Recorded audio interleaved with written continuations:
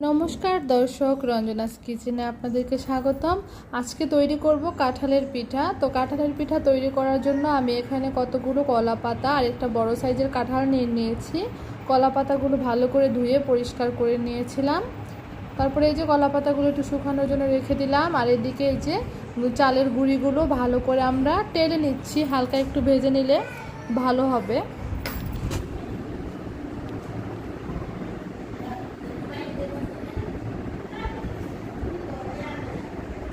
তারপরে এই যে গুঁড়িগুলো ভাজা হয়ে গেছে, আমরা একটি বলে ঢেলে নিলাম।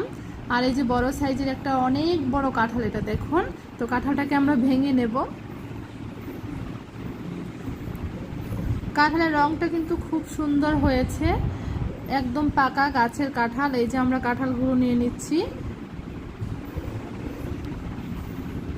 আপনারা যে যেরকম খান সেই পরিমাণ মতো নিয়ে নেবেন। যেহেতু আমরা অনেকগুলো পিঠা বানাবো তাই বেশি করে কাঁঠাল নিয়ে নিয়েছিলাম আর বিচিগুলোও ফেলে রেখেছিলাম।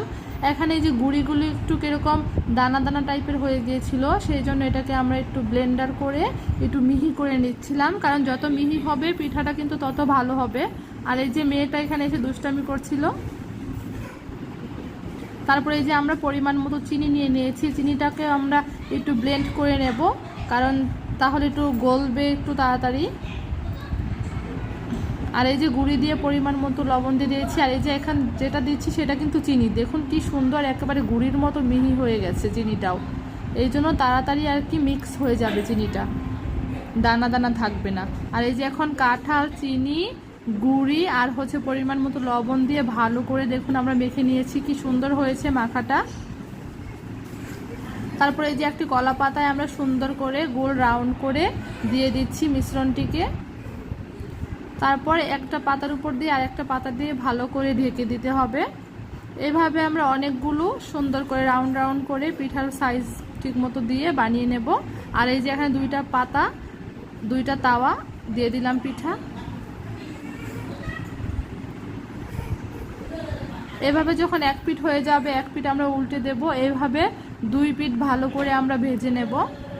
আর এইভাবে ডেকে দিলে কিন্তু পিঠাটা ভিতরে ভালো করে সিদ্ধ হবে, ভাজা হবে।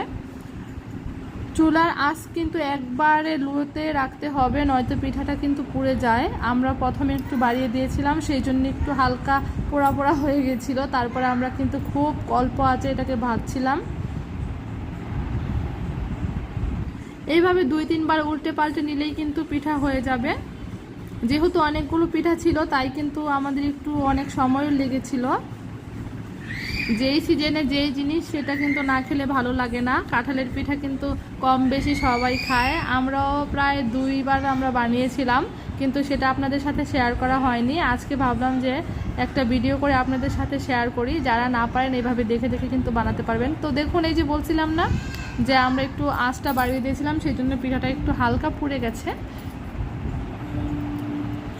কিন্তু ভিতরে কিন্তু একদম নরম ছিল পিঠাটা। মাখাটা যত ভালো হবে পিঠাটা কিন্তু ততই মানে সফট হবে। তারপরে এই যে আমরা বাকি পিঠাগুলো কিন্তু দিয়ে দিয়েছিলাম।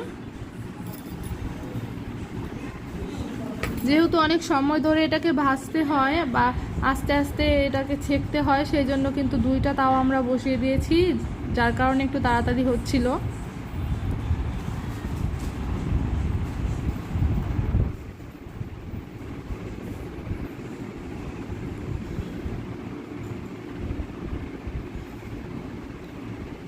তারপরে এই যে আমরা এক একে সবগুলো পিঠা দিচ্ছিলাম, নামাচ্ছিলাম।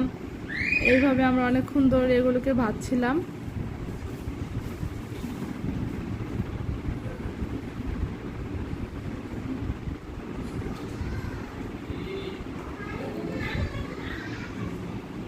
তারপরে এই যে পিঠাগুলো যখন বানানো হয়ে গিয়েছিল, তারপরে আমরা সাজাচ্ছিলাম একে একে পিঠাগুলো। এখানে কিন্তু অনেকগুলো পিঠা ছিল।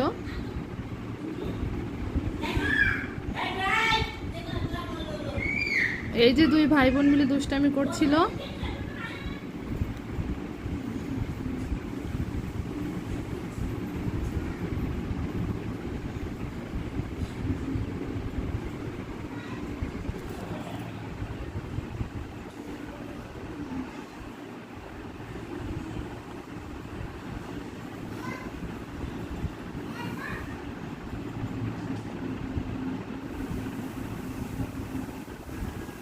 কাঁঠালের সিজনে আপনারা এরকম বাড়িতে বানিয়ে খাবেন, দেখবেন কেমন লাগে। তারপরে এই যে তৈরি হয়ে গেল আমাদের সবগুলো পিঠা। আপনাদের ভিডিওটা কেমন লেগেছে অবশ্যই জানাবেন। আর তার আগে আপনাদেরকে আমরা একটা পিঠা হাতে নিয়ে কিন্তু সুন্দর করে ভেঙে দেখাবো। দেখুন এই যে পিঠাটা কিন্তু খুব নরম হয়েছে, বাকিগুলো একটু হালকা পুড়ে গেলেও এই পিঠাগুলো কিন্তু বাকিগুলো কিন্তু খুব ভালোই হয়েছে, কিন্তু খুব সফট হয়েছে। যত মাখবেন ততই ভালো হবে। তো কেমন হলো জানাবেন। সবাই ভালো থাকবেন, সবাইকে ধন্যবাদ।